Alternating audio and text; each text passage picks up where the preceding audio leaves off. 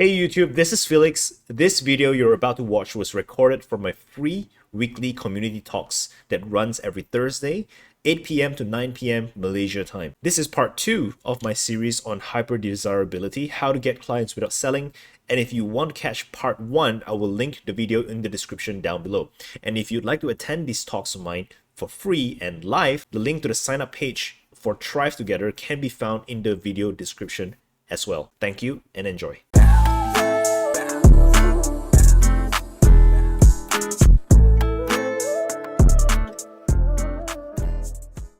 Okay, so why is it that some people, no matter what sort of education they receive, what strategies they learn, or what consequences they face, they still can't grow their business?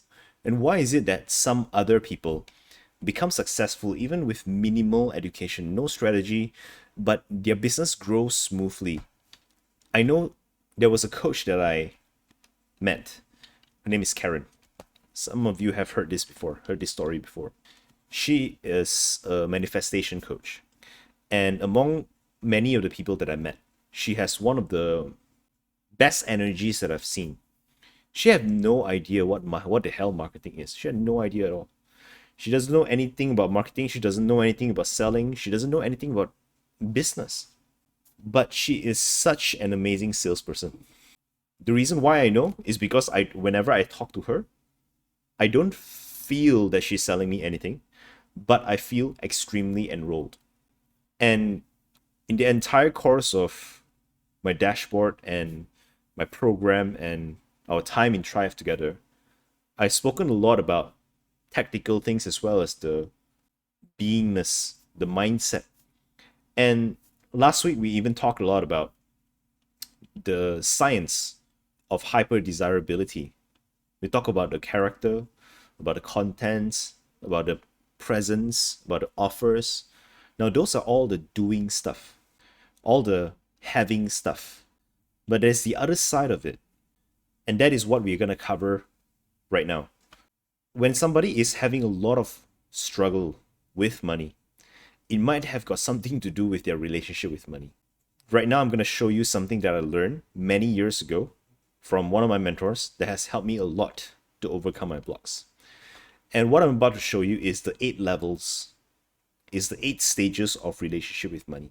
And some of you who have heard about David Hawkins and who have seen me presented about David Hawkins' work, levels of consciousness, it is something very similar, but just simplified. Because David Hawkins has 17 levels. We're going to talk all night when we talk about that. This is a lot more simplified version of that, but 100% relevant to money. And there's going to be a number of, how shall I say, words that I use, which is actually not very important. More important than the words that I'm about to use with you is the meaning behind those words. So as long as you understand the meaning, what words that you see doesn't matter. And so to start this, I'm going to show you, this is part 2 of the training. Okay, so for those of you who can't see, you can actually, on Discord, you can actually click on my video and it will enlarge it for you. Because I know that in Discord it is usually gallery view only. So when you click on my picture or when you click on my face, it will enlarge it for you so that you guys can see. All right, now there's 8 levels all in all, divided into 3. This is the lowest level. And when you look at the lowest level right here, DE, DI, and I, this is a destructive level of relationship with money. EN, H, and W, I will tell you what it is later, is a maintenance level of relationship with money. And E and A is a creation level of relationship with money. I'm going to explain what it is, how does someone in that stage sees the world, what does this person feel most of the time as they interact with money and as they interact with people, with business, with the market. What is the behavior that they produce as a result of their feeling, and what is the result, the implications that it has in their life. And as I share all of this, I would like you guys to reflect on yourself. what is the results that you're seeing in your business, and where exactly are you in this chart right here. My request is be very honest with yourself, because you don't actually have to tell me where your level is. You just need to know internally where you are right now. So instead of starting at the bottom though, I want to start at the middle, because the middle part here is where it is the most common. And after this is done, I'm going to go to the top part here, and then I'm going to go to the bottom part here, because the bottom part here is, to be honest, quite depressing. And I want to save it to the last so that you guys can have the enough preparedness and groundedness to be able to understand how does someone sees life when they are at the bottom 3 level. So I'm gonna start with the first thing over here. It's called wantingness. Wantingness is a stage in someone's relationship with money where they want money. That's exactly it. They just want money. So what is the problem with wanting money? The problem with wanting money is that they just want it. They just kind of want it. They're not committed at it. They're not really trying. They try, quote unquote, but they're not really putting in the effort. They're not really committed. And when somebody is at that stage, in terms of the worldview, how they see money it's unreachable. They tell themselves all sorts of stories about how they are not capable, they are not like other people, how other people are more gifted than them, what kind of struggles, what kind of challenges that they are facing that is uniquely them, that makes it impossible for them to make money. They tell themselves a lot of stories about themselves that makes it difficult for them to do the necessary behavior. And every single time you show them a proof, you say that, hey, this one, look, this guy, same background as you, but they make it now. The more you tell them, the more depressed they feel. Because they have to face and they have to confront the reality is that they are not doing anything. They are just sitting around wanting it.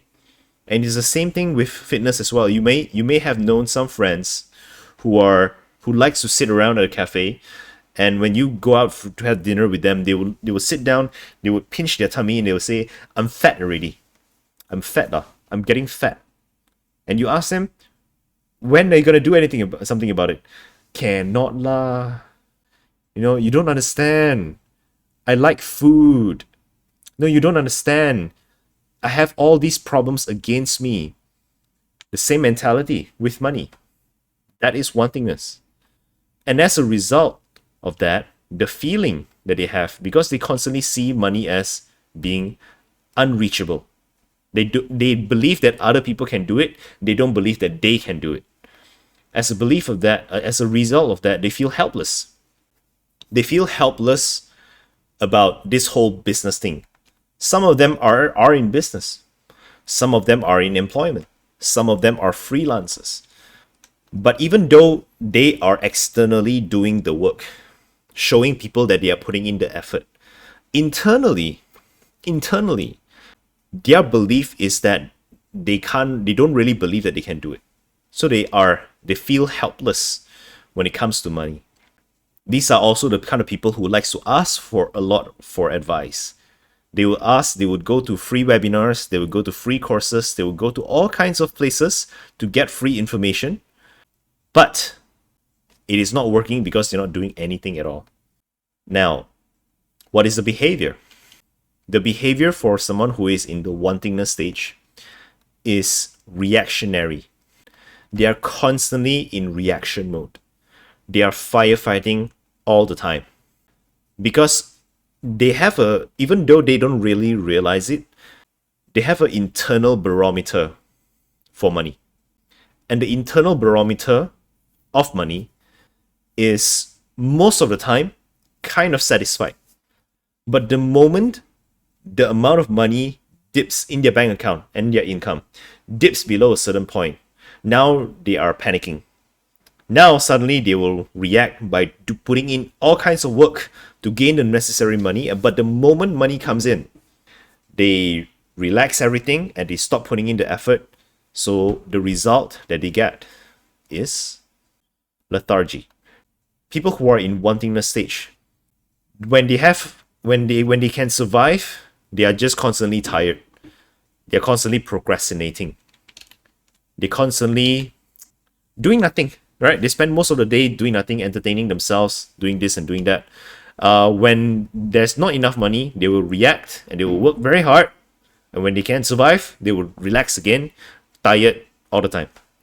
So every single part over here leads to this kind of results. No money and tired all the time. The next bit here, the next stage, happens when somebody is fed up of wantingness. When somebody has stayed in this stage for too long, right? They have been seeing themselves and their life not changing. They've been seeing their family's life not changing. And maybe something happened. Maybe they go to a course. Maybe they met a coach. Whatever, something happened. And they said, okay, I do not tolerate this anymore. Because remember, we get what we tolerate. When somebody has reached a certain point where they're fed up, they finally said, I'm tired, I don't want this anymore, and they go to the next stage, and the next stage is called hunger or extreme desire. Now, there's a shift in their psychology. They are angry, or rather, should I say, they are hangry, right? Those of you who are if you really love food, when you are very, very hungry, you can get hangry sometimes. So these people who are hangry, okay, when they reach this point, they have a lot of energy. They have just went out of this self-defeating talk. They went out of this whole paradigm of, oh, other people can do it, I cannot do it. You know, I have a unique situation. I am special. I am specially, uniquely debilitated, disabled, handicapped, right? I am the underdog. They have just went from that to, I don't care. I'm gonna do it. It's do or die. Okay? They have a lot of energy at this point.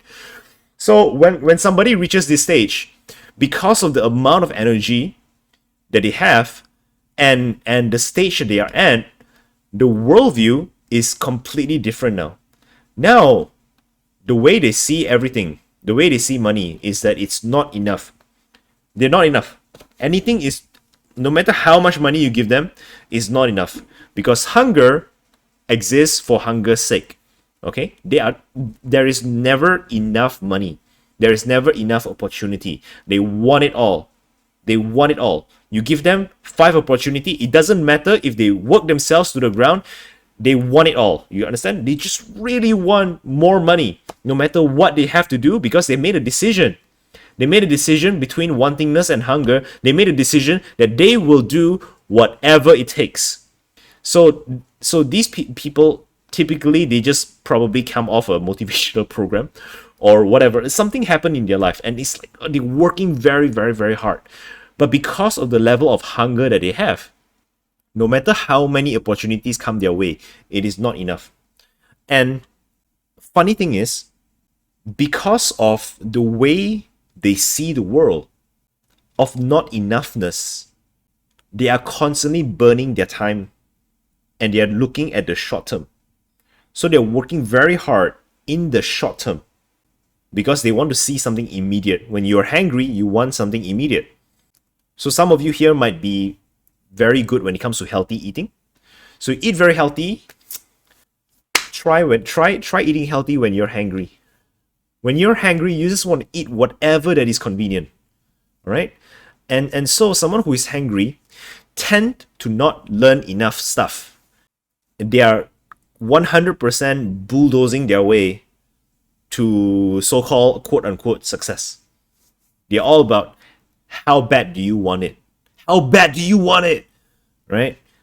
So where they feel, how they feel, is that they feel threatened. They are constantly, there is a threat lurking in the horizon. If I don't do this, right, I'm gonna die. And if you really have a conversation with them and you ask them, hey, so what if you just take a break? No, cannot. I cannot take a break. You ask them to explain, they would not know how to explain to you because they are constantly under threat. What are they afraid of? They are afraid of slinking back into wantingness. They are terrified of sliding back down into where they used to come from. Yeah? So they feel threatened all the time. And because of the threat that is lurking in the horizon, they will continue to be, the languaging that they have is all about survival. I need to survive. I need to survive. If I don't do this, I'm gonna die. If I don't do this, I'm gonna lose it all. So the behavior that they have is what I call hyperactivity. They would, over here, when they are in wantingness, they learn too much. When they are in hunger, they don't learn at all. They just do. It didn't work, doesn't matter. The solution to all my problems in life is hard work. I'm just gonna work and work and work and work, and I don't care how smart somebody else is. They are never gonna outwork me. I am gonna outwork everybody. Hyperactivity. And as a result, the only result that we can expect from someone who is in hunger is burnout. They are constantly burning up. They are like a flashbang bomb. Okay? Bang! They are shining bright, and 1 month later, gone. They are like, you don't hear from them anymore. Like 1 month, you see them active, very active on social media. They're all kinds of stuff on social media. They're doing all kinds of activity, like every week webinar, 5 conversations per day, and 1 month later, nothing, nada. Why? Burnout. So someone who is in hunger is like that. Some of you may resonate because some of you over here, I observe in your in your forms, Felix, sorry, burnout, very tired. Very tired. I can't come today. Yeah, why? Because you're here. Burnout. So it takes something different to elevate someone from hunger. And most of the time, people are stuck. People who are in hunger tend to get stuck in hunger for a very long time. Very long time. And the sad part about somebody who is in hunger is that they are burning themselves away. They are wasting away in an attempt to get some money. Right? And long after they no longer even need that level of activity, they are still putting in the level of activity because of fear. And that is the reason why a lot of people, when they stay here, they usually are here for years. I was here for 4 years. No, actually, probably longer than that. Some of you may know, I used to operate a gym. I operated the gym for 4 years. Every single day was like that. So it is very, very hard to be in this situation. Health is deteriorating like nobody's business when somebody is here. And the worst part is someone who is in hunger is stubborn. They will not listen. You know, you can tell them all kinds of things. They are not going to listen to you. So unfortunately, the decision has to come from them once they wake up to the fact that they are just constantly burning out all the time. Then they are finally ready to transition to the next stage. The next stage has a completely different energy from hunger, and the energy is the energy of pride. Pride. Now, when I talk about pride, I'm not talking about egoistic pride. I'm talking about true pride, okay? When somebody spent long enough in the stage of hunger, I want you guys to think about what this does to a person. Constantly burning out, but constantly seeing results, and then burning out again, and then fooling themselves to think that the answer is more hard work, and then burning out again and again and again. Can you just imagine what is the life of someone who is like that? How are they constantly feeling? They're feeling threatened all the time, you know. What kind of person who, when somebody goes through an experience of this for years, some people who are lucky, maybe a few months, people who are unlucky for years, after they go through that, what happens? I'll tell you what happens. They become the disgruntled uncle. They become the uncle. What what do I mean by uncle? They are how shall I say? They have it's like I know what I'm talking about. I have experience, right? I eat salt more than you eat rice. I am you young people don't know what you are talking about. You young people, right? You young people, very naive. You do not know what hard work really means. So they are very preachy on that. So this is at a point in time. This is the stage called entitlement. They're entitled. Why entitled? Because they have earned their success. You understand? They have earned. They have earned their amount of money. They have gone through. They have banged their head against the wall so hard and so many times. They have formed a superpower in their forehead. Okay, they have created a shell in their forehead, and they have gotten smart by banging them. It's a brute force approach to the point where now they know what not to do and they know what to do. So they have earned their results, right? And when somebody has earned this level of results, usually around here is when a business went from, let me see, this would typically happen, right? Normally happen when somebody reaches 5 figures for the first time, right? Normally, 5 figure per month, right? Normally, and it would sustain depending on who they are. It would sustain all the way to, I don't know, 50,000-60,000, right? Sometimes people who reach 50,000-60,000 is over here as well, but that's quite rare.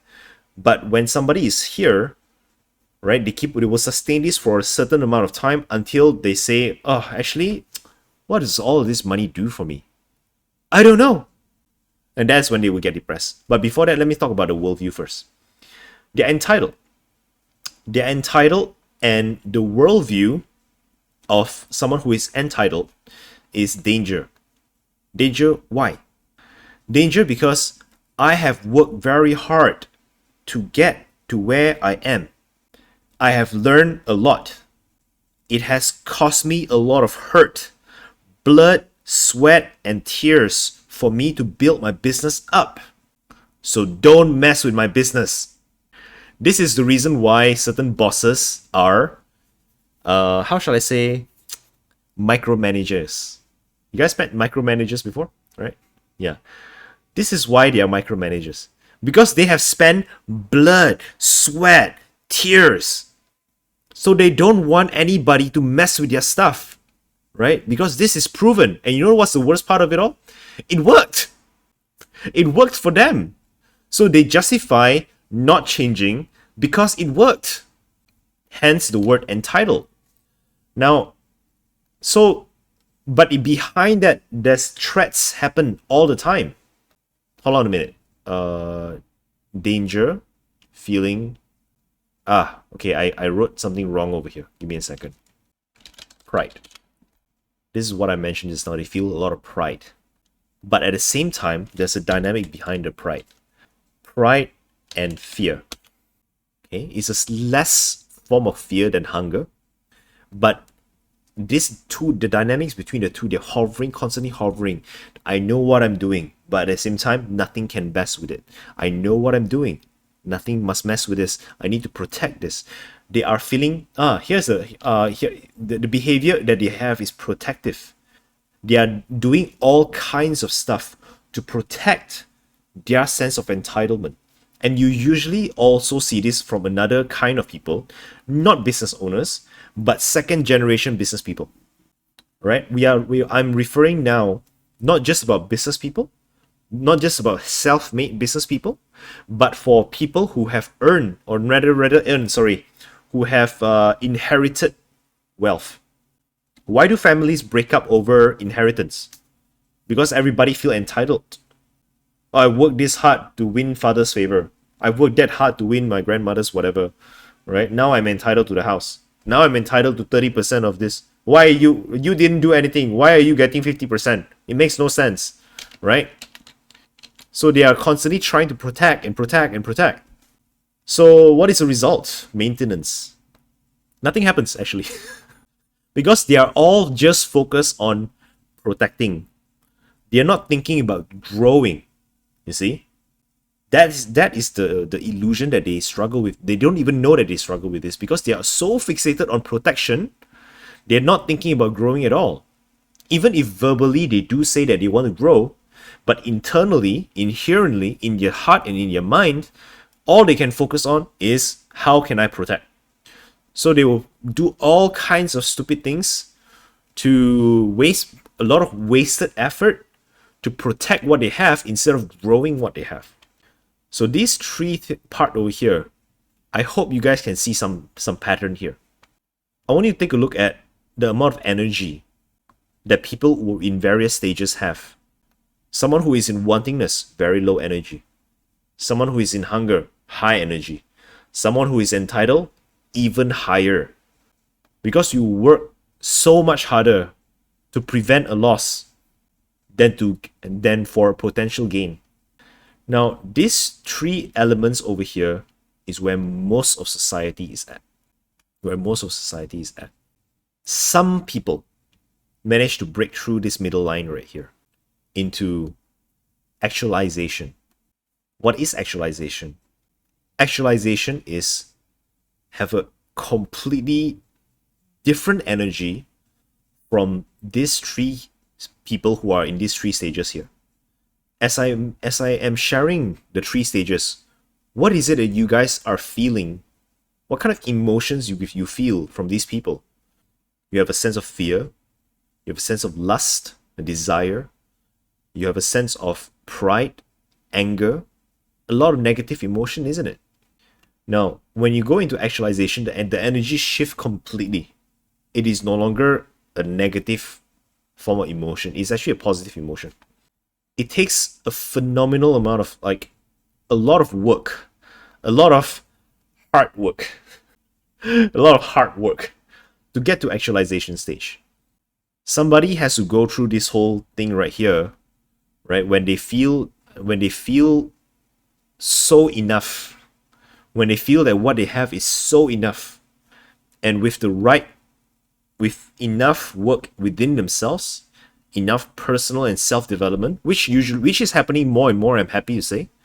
Especially a lot of people who make their 5K a month. What do? They spend on courses. Nowadays, more and more people are spending on personal development, which is a great thing. And all of these courses is actually helping them spiritually and mentally and emotionally to upgrade themselves to actualization, which is good. I really love it. But you don't actually have to reach there to go into actualization. It just requires a lot of internal compassing, internal seeking, internal looking, internal observation, and this can come too. The worldview of someone who is in actualization, opportunity. They see opportunity everywhere because they have spent enough time doing. Now look at all of these things: wanting, hunger, and doing. Okay, hunger and entitlement is a lot of doing. The only thing that is missing is feeling, being, and the energy that they portray over here and over here is very different. When somebody is in actualization, you see them smile. Someone who is in entitlement, they are foul mood all the time. Maybe once in a while they are truly happy. When they drink or when they're with friends, then they can be very happy. But on the day-to-day life, it's a very different. Whenever it comes to money, right? The face change. Okay, they have a very different person. Someone who is in actualization, they see opportunity everywhere. At every single problem that you throw at them, they don't see the problem as a problem. They see the problem as an opportunity. They want problems. You tell them about problems, they love to hear about your problems. Because every single problem is an opportunity. Every single gap is an opportunity. They love to go out and talk to people. They love to go out on social media, talk about their stuff. They love to have conversations with other business owners, create collaborative opportunities. Somebody who's in entitlement, somebody who's entitled, whenever they go into collaborative efforts, the only thing they can think about is how can I protect myself? How can I create contracts? How can I protect my IP? How can I protect? Somebody who is in actualization is like, screw protection. I'm going to create faster than people can steal. I'm going to create so much opportunity for people around me and myself that people don't need to copy anything from me. I'm going to give. I'm going to freely, and I'm going to give, and I'm going to explore. I'm going to stay curious. So the kind of feeling that they have, because of the way they see the world and the way they see business, they see opportunities everywhere. They don't see problems. Someone who is entitled, they see dangers everywhere. They see problems everywhere. Potential danger, potential problem, actualization, potential opportunity. So they feel hopeful. And the kind of behavior that they do is curious. Curious meaning they are actively looking. They want to learn, right? Because they know deep in their heart, not just their mind, they know deep in their heart that there is some, if I can learn more about this, maybe something amazing is going to happen over here. So they're constantly curious with with the opportunities that they see, which is everywhere. So someone who is like that, they are constantly learning about the market. They are constantly interacting with the market. They are constantly they're not trying to convince anybody to go their way. They're just constantly learning about people. And they're just constantly learning about their business. They're just constantly learning where else can I have an opportunity to boost myself. And because of that, they learn so much. Some of you have known this. Whenever you are talking about building asset, it is about learning. I've said this to you guys before. When you are going to an enrollment conversation, it is about learning. It is not about convincing. It is about leaving the conversation in better relationship that you start the conversation with. So someone who is in actualization, people love to be around them because they are so curious, they are so cheerful, so energetic at the same time. They become magnetic. Okay? They become so magnetic, people want to be around them, and people actually respect them because they have been seeing results too. And so they see true progress for the first time. True progress means they're not stagnating. Over here, they see progress too, but the progress leads to burnout.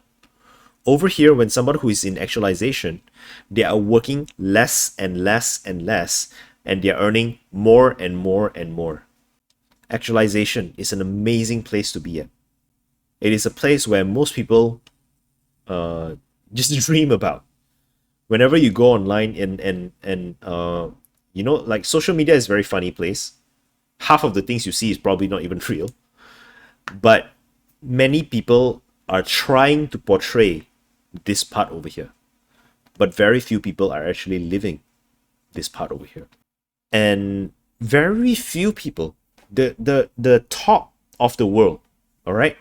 The Warren Buffetts, right? The Zuckerbergs, right? The Jobs of the world, the Musks of the world, they reach the final part, which is called the embodiment stage. Embodiment of what? They are the living embodiment of money. Okay? What does that mean? Living embodiment of money. Which means they have become the kind of person that opportunity follows. Everybody around them can't help but to be wealthy. Everybody. It has been said that Warren Buffett's secretary is also a millionaire. Why? Because whatever Warren Buffett buys, she just buys the same thing. Okay? Whenever he sells, she sells. Right? I know a guy who has a driver, and after following him for a while, the driver operated his own business because he's just driving the guy around, and my friend with his business partner behind at the back, they were talking to each other, they were talking about business ideas, and this guy just picks up, just learn by listening to them talking. After just a few years working with him, what happened? He actually created a fleet of limousine, right? And he created a network of people to the point where network of clients to the point whenever a client comes in. So my friend his name is John. John would send the person to the guy, and the guy would actually pass that to his friends and earn a commission on the side. And he created a network like that is so effective, right? He makes his first million from doing that.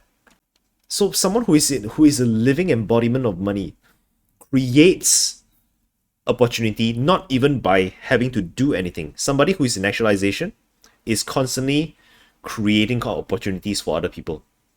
Someone who is in actualization is the source of money for other people. Somebody who is a living embodiment of money is the source of money on the ecosystem, ecological scale. They go to a place, they open up a company there, everybody gets a job, right? People become rich just by interacting with them. And so somebody who is a living embodiment of money is extremely attractive. Extremely attractive. They are hyper desirable. Hyper desirable. And the worldview that they have about life and about money it's too much. There's too much that they have. When I say too much, somebody who is in wantingness, at this point they will say, yeah, but you know, somebody is that they can do it lah, I cannot lah, you know, they can do it, I cannot. But somebody who is over here, they have honed their ability to see opportunities so well that they literally feel that the world is too much opportunities.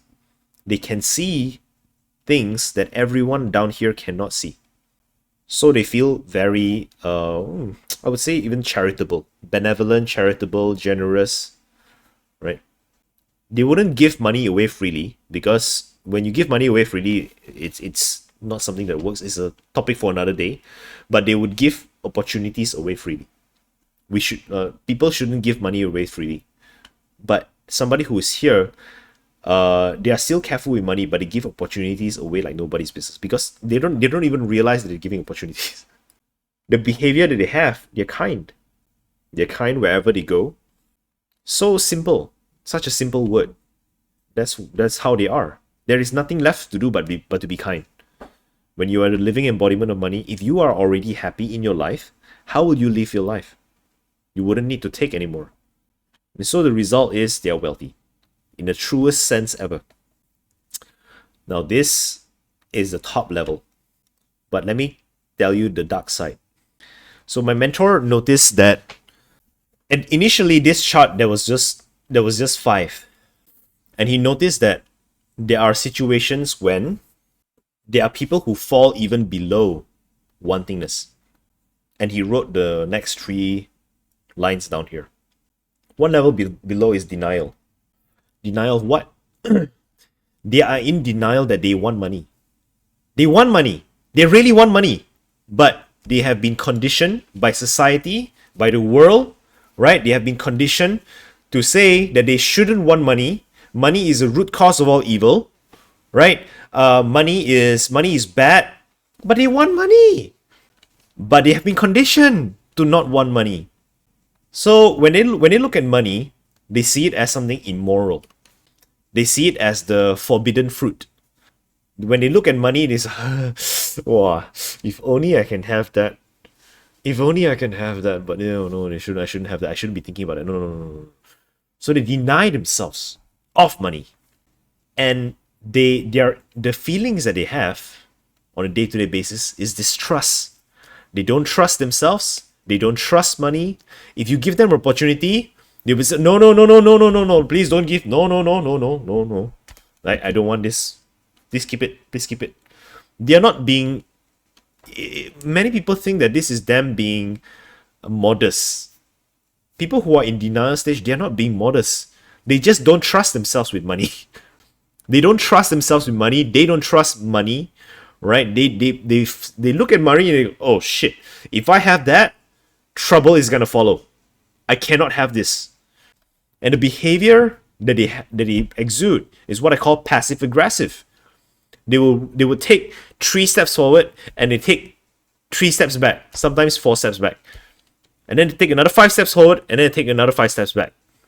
Right? So it's a passive aggressive game that they play with money, which is the reason why the result that they have is nothing but losses. They are always constantly subsisting themselves off their savings, or they are just pass. Just nice. Have just enough. Now, something even worse than that is distrust. Dislike, sorry, not distrust, dislike. Something even worse than that is dislike. Now, over here in denial, they want money, but they have been conditioned to distrust money. But somebody who is in this stage, it is no longer just a conditioning. They truly inherently believe that money is evil. They truly believe that money is evil. Again, someone who is here will be constantly struggling. The feeling that they have around money is fear. They see it as the witch. They see money as Satan's temptation. So they would reject money as hard as possible. And the behavior that they adopt around money is they're very preachy. They're very overzealous. They keep telling everyone and anyone. I mean, imagine if you are standing in their shoes, if you are them, and you see this money thing, the money that makes the world go round, and you look at them, like you look at the people around you who everyone wants money. Of course, you're gonna be you in the person who is at this stage, in their eyes, they are saving everybody. Okay, in their eyes, they are saving everybody from evil. So the way they show up is that they're constantly imposing their beliefs on everyone.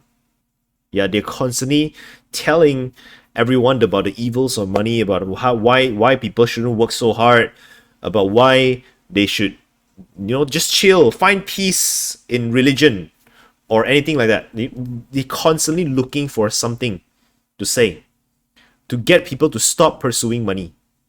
And so they become a negative person to be around. Nobody likes to be around them. Unless this person is lucky enough to find other people who dislike money and hang around them. So the result that they have is suffering.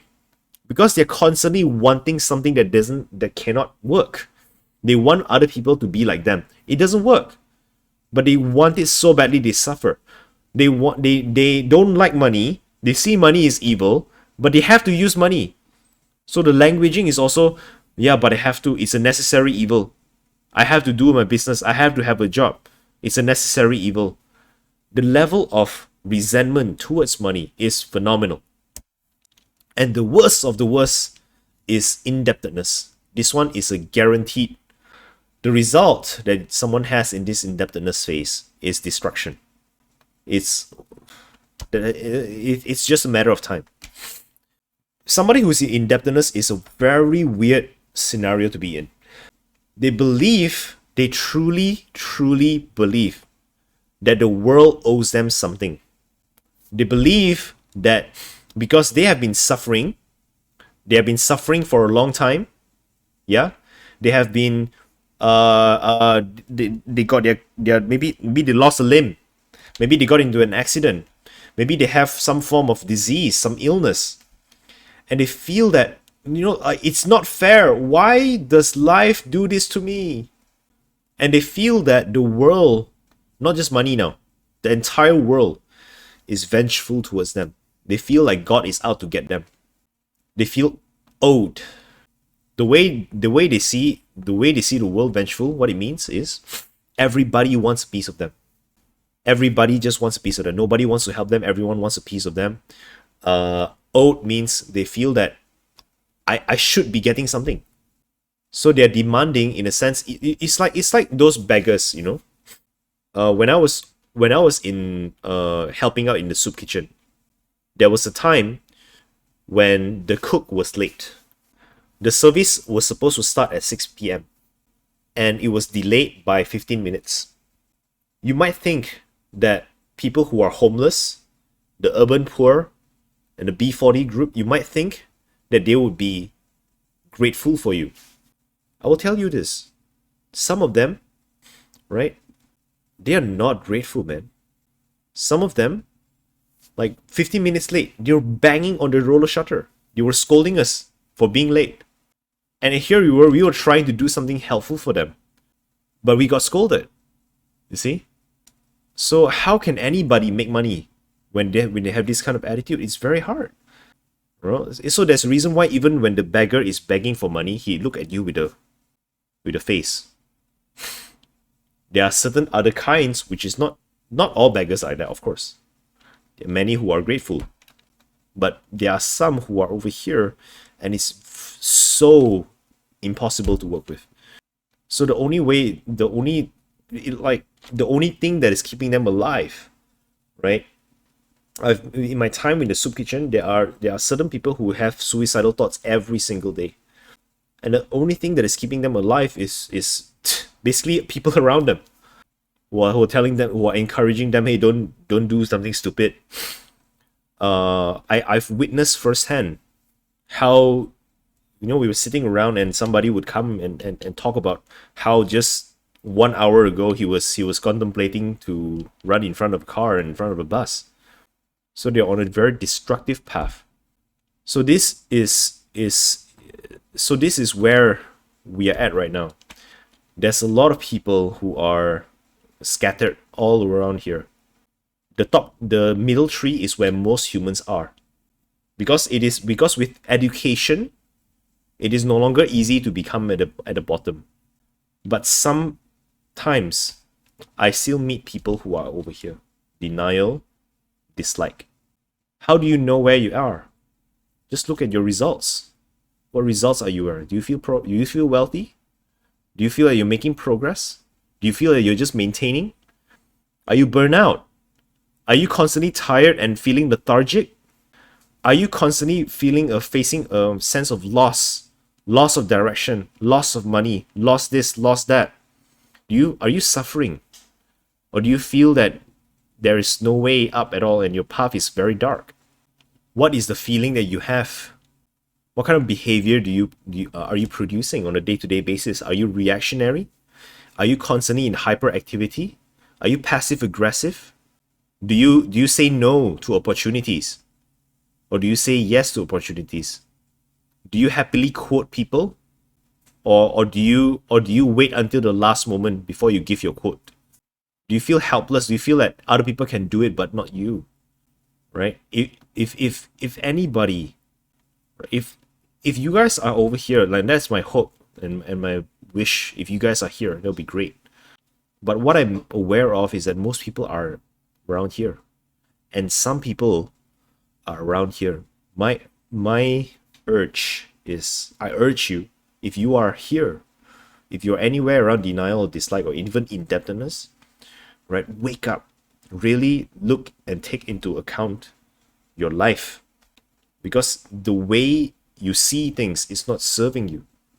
A drastic change in how you see things is absolutely necessary. So I want to ask you guys 3 questions. The first question is, you don't have to answer me. You just think with yourself. The first question is, where are you in these 8 levels, in these 8 stages of relationship with money? What is your relationship with money right now? Not 5 days ago, not 5 years ago, not future. Right now, today, right now, in this moment. Where are you right now? The second question that I would like to ask is, where are you really right now? Because sometimes your ego may come in the way. Your ego may say, no, I'm actually over here, when it's actually not really there. It is very important that we come into the realization of where we're at. Awareness is the first step towards change. But beyond awareness means nothing unless you accept where you are at right now. So first is awareness, second is acceptance. And the third question is, no, really, where are you right now? It's again the same question asked in a different way. Because after awareness and acceptance comes acknowledgement. We must turn whatever it is, the commitment within needs to be a commitment without. It needs to be a commitment that is translated externally. And until we turn that into an external commitment to actually get somewhere, nothing is going to happen. We must be aware, we must come into acceptance, we must acknowledge it, and then we can make amends. Then we can do something about it. So that is a 3 question that I leave you with. And I hope that everyone here will get into higher and higher level of relationship with money, and let the healing begin. All right, wherever you are right now, aware, accept, acknowledge, and the relationships can start to be repaired. And that is all.